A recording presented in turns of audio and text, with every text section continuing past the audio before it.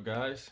If you're looking to support the LocsNLoad YouTube channel, I would like for you guys to go to LocsNLoadFirearms.com and support the channel that way by purchasing a t-shirt or one of the other merches on there. If you're looking to support the Wagunda Nation store, go to wagundanation.net and pick up a patch, a hat, or a t-shirt again from one of our Teespring stores on the site. If you're looking to get firearm instruction for me, LocsNLoadFirearmInstruction.com. If you also want to know about certain things before you buy it, LocsNLoad consultation service on that same website will get you right. If you also want to support the LocsNLoad Firearm channel, go to Patreon, become a member. $1 gets you in, $5 gets you more access, $10 gets you all that, plus help support the channel. So guys, get in there, rock it out. LocsNLoad out. On you. Mr. Smith, I just want to talk. Mr. Smith. I'm just trying to reach you about your car's extended warranty.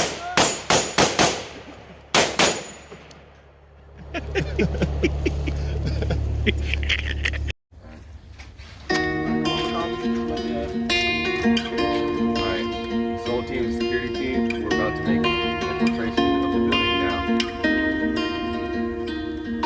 Roger, I have control. 5, 4, 3,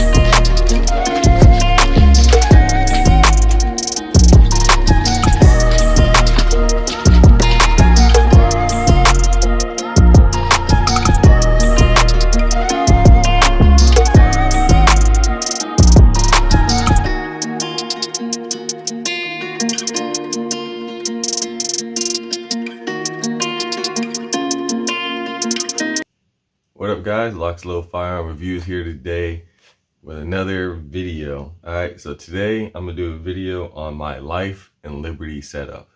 Alright, so what a life liberty setup is basically all that wild shit you guys think of, ending the world, Civil War, whatever it may be. I just call it life and liberty. And so this is my setup and what I have right now and how I set my stuff up and why I have it for that reason and what reasons I use them for.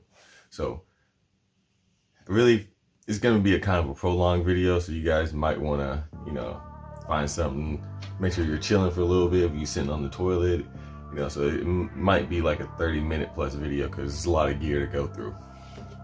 Alright, so we'll start from bottom up, just like how we did for my security loadout. Alright, so the shoes I wear, again, Altamas, but unlike the other ones that were the urban assaults, these are the maritime assaults. So these are more designed for a water like environment. In Florida, if you're looking for Altamas, maritimes are the ones to go with because there's a lot of swampy areas, it rains a lot here in Florida, it's very wet. And so when you're doing tactical stuff, something like these are really nice because they're light, but they have good grip.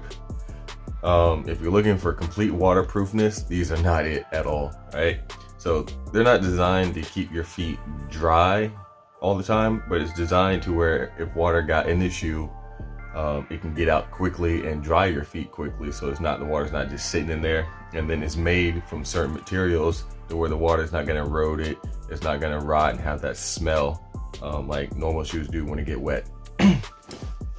Alright, so as you can see, they're well used. well-used shoes. Every time I go out there and do my tactical stuff, I have these on, and they're great. I mean, once you get used to your feet being wet, these are fine. But besides that, that's like it. I have no real problems about them. I actually like them. They're really light, not so heavy, and I can move fast with them. Alright, so those are the Alabama Maritime Assaults.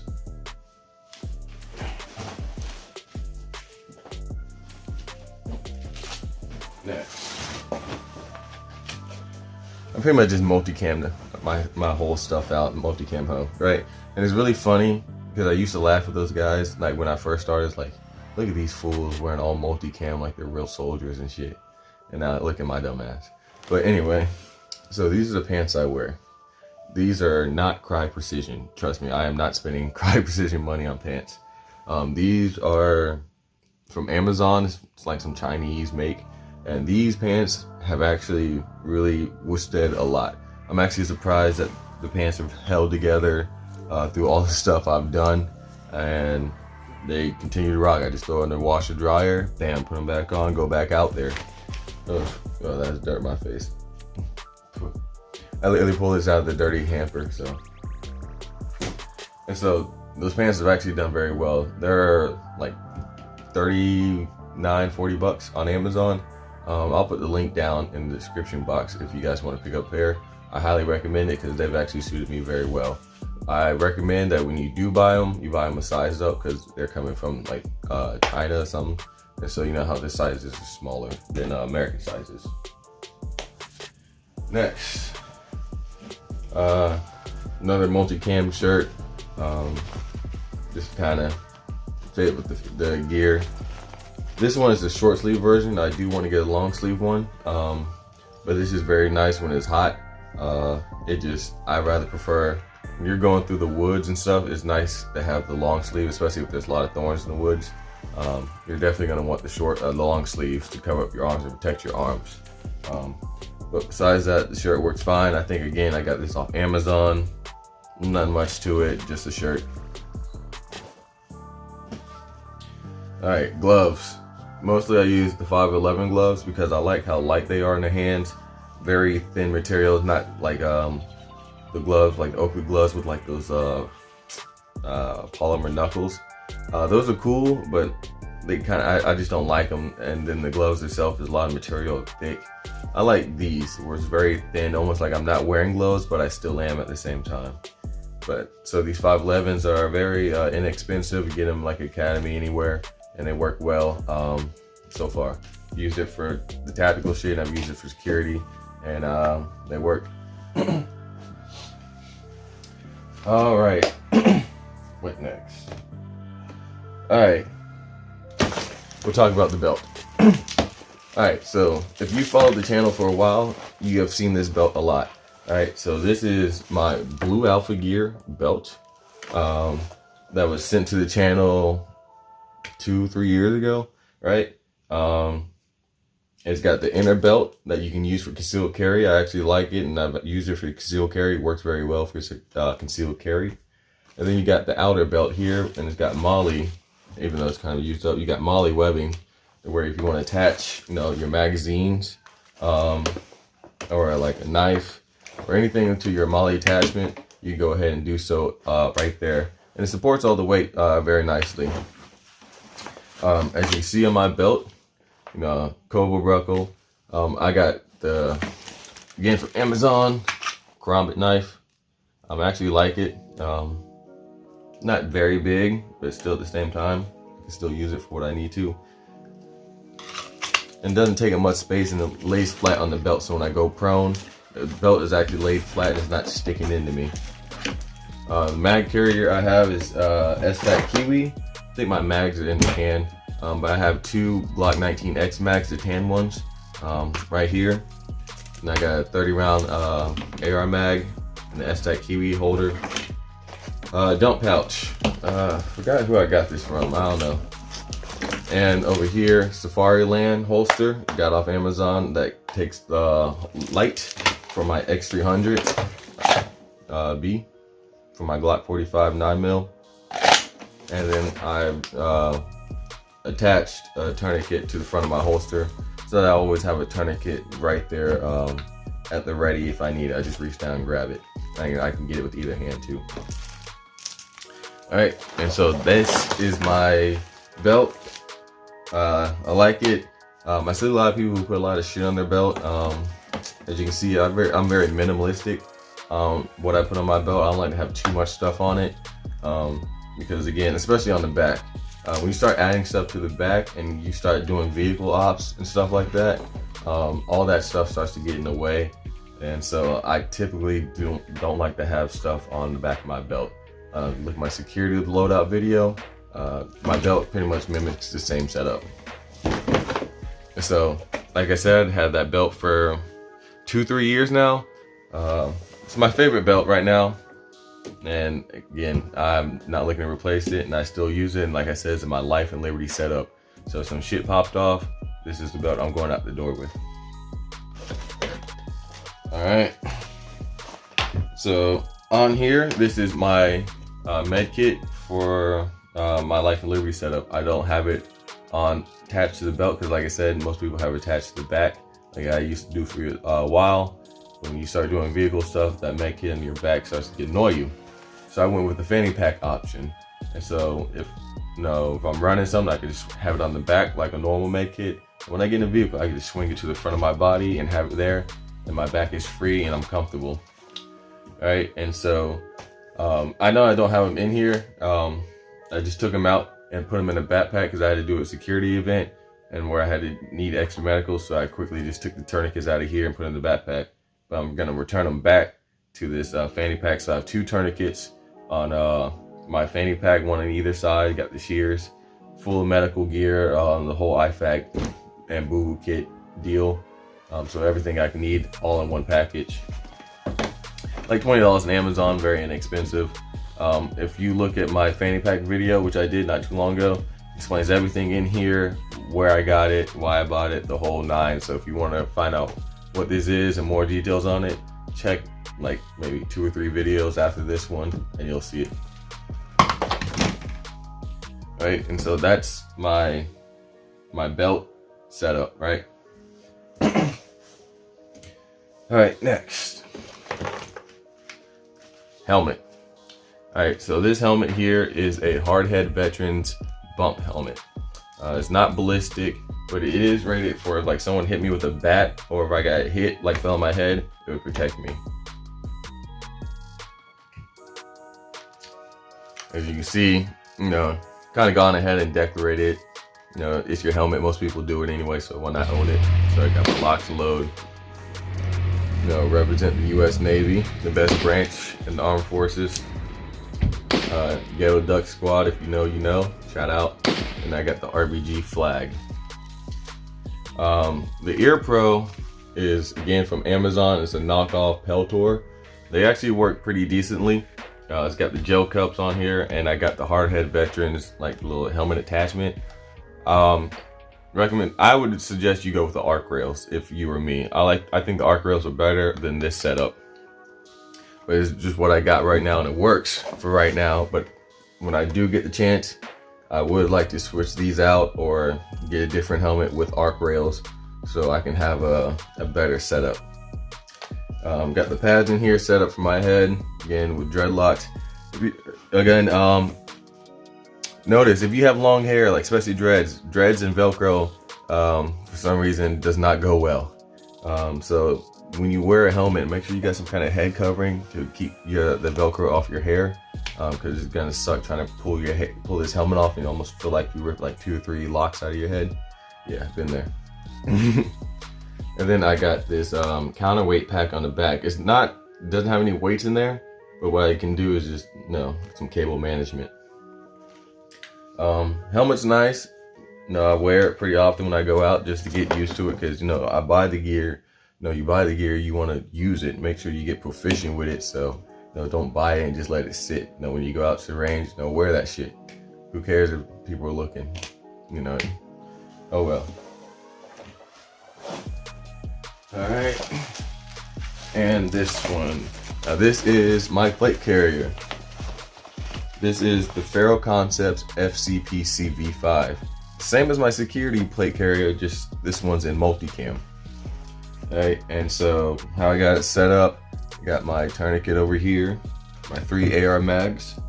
Got another mag pouch up here just in case I want to add an additional mag, or if I want to, like if I have something in my hands I want to stick in this pouch, I can go ahead and do so. Also got this mini dangler down here. I used to put my meds in there, but because since I moved it to this fanny pack, I'm gonna use this pouch as like an administration, just general purpose pouch. If I just want to put something there, if I got like a multi-tool or you know, just whatever, notebook or whatever I need, just put it somewhere, put it in here. There's also an additional admin pouch on this FCTC up front. And so if you got anything else, you can put it up there. I got my push to talk retainer for my super tactical bail fan with the super tactical antenna. I got it on the back because, you know, up front was fine, but sometimes it got in the way with my sling movement, and so I just moved it to the back to where the sling wouldn't be in the way, and so far I like it. Even sitting in the vehicle is actually pretty comfortable and doable, so I like the position where it is, kind of right here on the back, even though it's about to smack me in the face. I got the Feral Concepts cummerbund I love it. and the Feral Concepts water panel with the camel pack on here for hydration. Don't have the plates in here. The plates that are in my security plate carrier, they are Bowtech level 4 plates. So each plate is 6 pounds, which is pretty light for level 4 plates. And, no, I like them. I'm eventually get a set of my own plates for these. So I got a set for my security plates and a set for my Life and Liberty plates, and I don't have to touch it or move them. Break time. All right, welcome back. Alright, so what you saw was like the gear, some of the gear I wear, but a lot of times you need a pack. That's basically what I'm getting to. So my pack for Life and Liberty, things really popped off and I had to walk out this door. It's going to be, I wonder if I can lower this. It's going to be this. This is the Ebony Stock Gunslinger 2 backpack. Made by Everly Stock, very well made backpack, high quality stuff. You're gonna pay for the quality, but you know, I mean, buy once, cry once. So Everly Stock makes a lot of packs for the military, law enforcement, hunters, so all those people, hikers. So when I was looking for a good pack, I also was looking for one that could do 2 things: carry a lot of all the stuff I needed, and 2, carry a rifle. So as you see, I got my rifle back here, which I'll get to later. And so in this pack, you can see you got the straps for retention. I actually like those straps because a lot of times I had like I got my rifle in here and I had a second rifle I didn't want to carry. I'll just lay it on top of here and take the straps across the rifle, and then I can just carry my rifle with the straps across, securing my rifle to the pack. So I'm basically walking with 2 rifles in my pack. Alright, so I got this pouch down here. Down here, I got a fire starter kit. This is the Blackbeard's fire starter kit. I'm gonna do a video on it eventually. I know I keep saying I'm gonna do a video and I never do it, but I'm gonna do one eventually, trust me. So in the front of the pack, I got Molly, because this little pouch down here, well, not pouch, this pad down here is a shooting rest. So when I lay my rifle down prone, I can either take this rest and move it here. If I need a different spot, I can move it up here. I can move it to the sides where there's Molly, and get different elevation on the front. Like I said, right here on the front of the pack, if it's really packed out, it would sit up like this. So if I need it to get higher over like a rock or a bunch of grass, I could do so. So, you know, I got a pouch up here, and here I keep a solar powered charger, some pins, got a compass in here, I got a fix-it toolkit,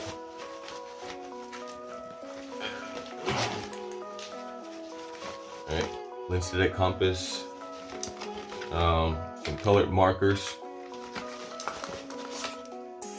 You know, a little protractor. Just basic stuff like that. So we open it up. You see on the shooting rest, let's see if I put it up here like this. So you can see the shooting rest is actually sitting on top of my hydration camo carrier, which is a camo pack. So you can open up the pack like a barn door style. It will open all the way out. It just doesn't open all the way out because I got the hose attached here, but it opens on this side, which is enough for me. Inside I got another pad with a book in there and a pen. Got some ammunition for my SOCOM. Got some toilet paper because that's essential. And I got 2 life straws in here, just in case you gotta drink some water, but from an unsanitary area like a lake.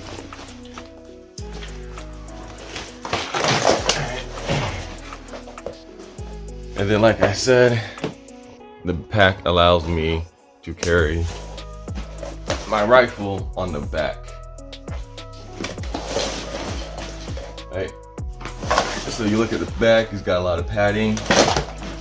Fits very nicely on a plate carrier. The straps are very thin, so when you go to shoulder a rifle, you don't have so much padding on those shoulder straps that's going to impede your shooting. It's going to impede your shooting because you can't get a nice fit into your shoulder pocket because that padding's so thick and it's just interfering with you. And so this padding is very nice, but it is designed for a plate carrier. So you see how it's yoked out. So it's designed to spread that weight across your body, across over that plate carrier, not just centralize it right here on your neck. What else? I took it off, but it comes with a rain cover for your rifle butt. So if you don't want your rifle to get wet when it's raining, you could throw this over the top. So I took it off. And this, the little waist belt that goes around your waist. I took it off because when you're wearing like a battle belt, this is really inconvenient to wear and it gets in the way of your gear. So typically I don't strap this up and it just kind of flops around. So I end up just taking it off. And then I got my Ranger beads up here. I really just put it there because it came in the pack, navigation pack. Eventually start using it, but as of right now, I really don't use it. I don't go that far to use it.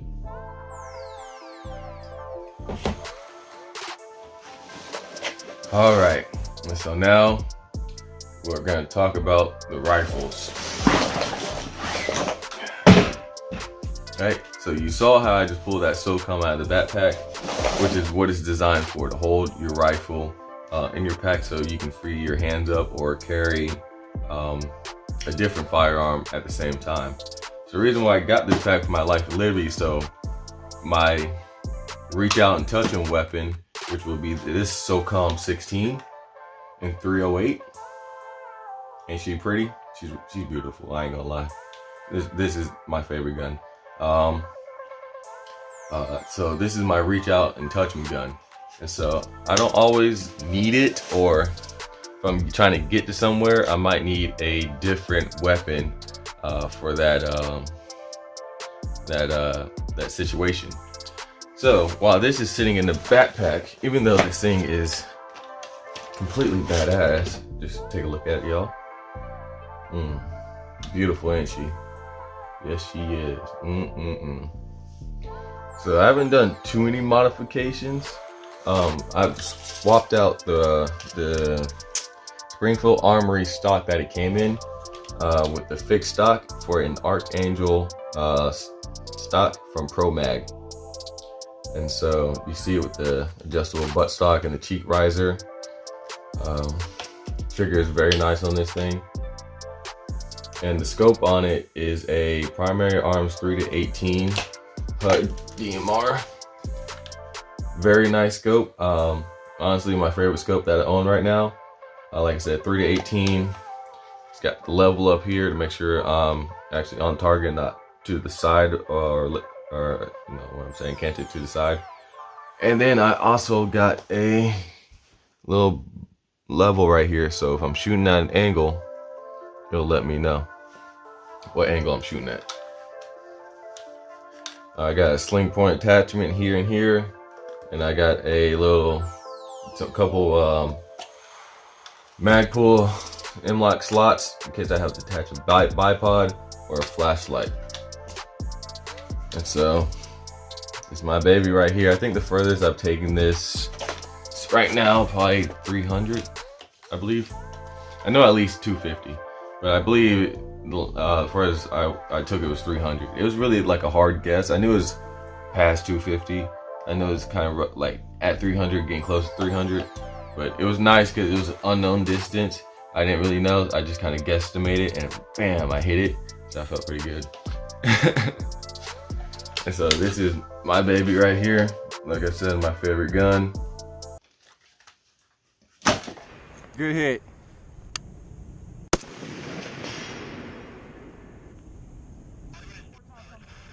Roger.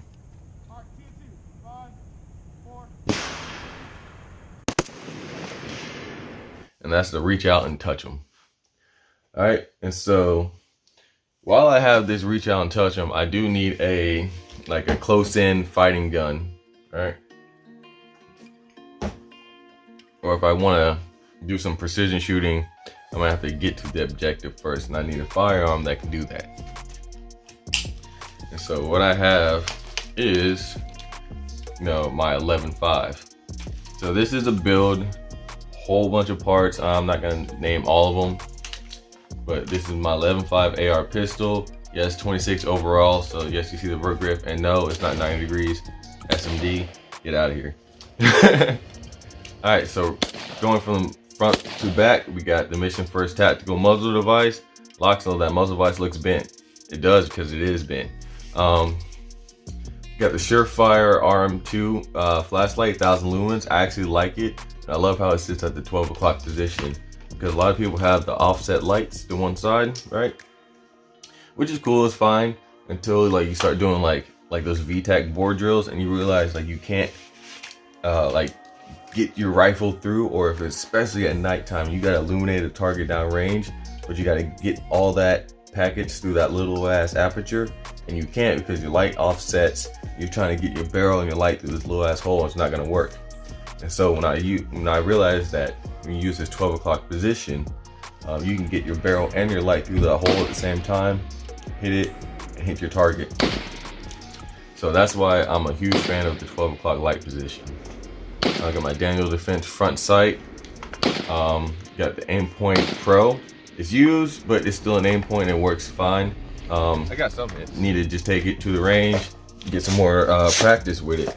But what I'm also doing before I really do all that, I bought a riser mount, so I can get me about a 193 or about a 2.06 height with my optic, so it's easier on my neck, and I don't have to strain to get so low on this lower 1/3 or absolute co-witness optic.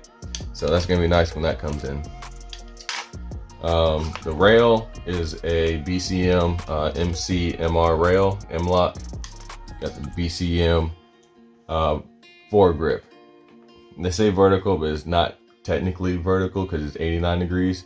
So when people say, oh, you can't have a vert grip on an AR pistol. One, yes you can. It just puts it, you just mix in any other weapon. So that's where that 26 overall length comes into play. This is 26 inches overall length on an AR. AKs does not work. Why? Because AKs don't have that buffer tube. With AR-15s, you need the buffer tube in order for the firearm to function and fire. AKs, there are pistons. They don't need that buffer tube to fire. So when it comes to measurement and regulation, they are not going to count that buffer tube on the AK as part of the AK, right? Because you can cut the buffer tube off that AK and it'll still shoot. If you do that to an AR-15, the AR-15 will not shoot. So that's why they count the buffer tube as part of the AR-15. And thus, the 26-inch overall length starts from back here at the end of the buffer tube, not the brace, but the buffer tube, all the way up to the threads of the muzzle device. I mean, threads of the barrel, because you can shoot your AR-15 without a muzzle device or a brace/stock. Hopefully that clears it up right for you. All right, so Ruger lower, some mil-spec upper, K2 pistol grip, Velocity precision trigger, really like. SB-A3 brace, Strike Industries latchless charging handle, Fostech nickel boron nickel boron bolt carrier. Ferro Concept sling, my favorite slings. And so this is my 300 and in gun. I can definitely shoot out past 300. Like with that burn 10.5, I shot to 421 with a red dot. And so, you know, I could definitely shoot out 300, but past 300. But this is my 300 in gun. You know, CQB, close in fighting. 11.5 is life, y'all. So if you're looking for an AR pistol to build, 11.5 is the barrel length to go with. And so this is a really nice package. It fits me perfectly, you know. It's just like at the perfect length for my skinny 5'9" ass. And so, oh, stand for me. Alright, whatever. And so that is my fighting gun. This is my long range reach out and touch 'em gun. And so all this is my life and liberty setup. And I think I pretty much got everything. I always feel like when I do these, there's something I'm forgetting. And a lot of times there is, like when I'm editing the video, I'm like, oh, damn, I didn't say that. But I think I got pretty much the gist of most of the goodies. And so, yeah, I think that's about it. This is gonna be like a 30+ minute video. So hopefully I didn't bore you guys. Hopefully you saw something you like in my setup. Hopefully you saw something like, maybe I need to add that to my setup. Again, it's not super tactical. I like to keep my stuff simple and efficient. Like there's a saying, like I should come up with like a little book of things I say, like life is about balance, simple and efficient, right? Just, those are like my two favorite sayings, right? So when I go to my setup, I keep things simple and efficient. I don't need all this high-tech bullshit. I don't need all this tier 1 shit, you know, just because operators use it. No, I have to think, like, what am I doing? I'm not an operator. I'm not chasing terrorists. I'm not hopping out of a helicopter, so I don't need all that shit to signal aircraft for an airstrike, right? So really think about what you're going to be into as a civilian. A lot of the stuff we're going to be looking at is really, you know, firearm type stuff, rifles and shit. Like motherfuckers be talking about, what if they got tanks and aircraft? And like, well, we don't have those as civilians, so you just fucked, I don't know. But you're gonna deal with mostly guns and having to deal with the survival element, like having to live out in the woods and bug out type shit. And so really set your gear up for those two main things as a civilian, because that's really what you're most likely gonna encounter. All right, so hopefully I didn't bore you. Hopefully you like the setup. Hopefully you saw something cool. Like, comment, subscribe. Stay safe, stay dangerous. LocsNLoad out.